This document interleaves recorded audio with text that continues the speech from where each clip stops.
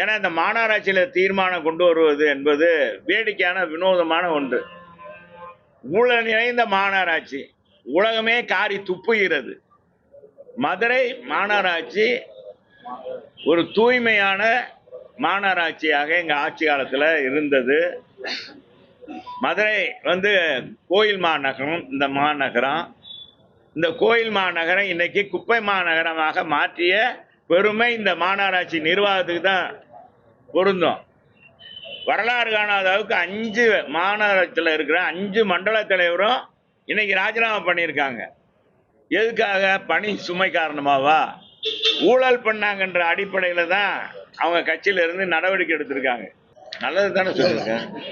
அவர் உயிரெல்லாம் கொடுக்க வேண்டாம்.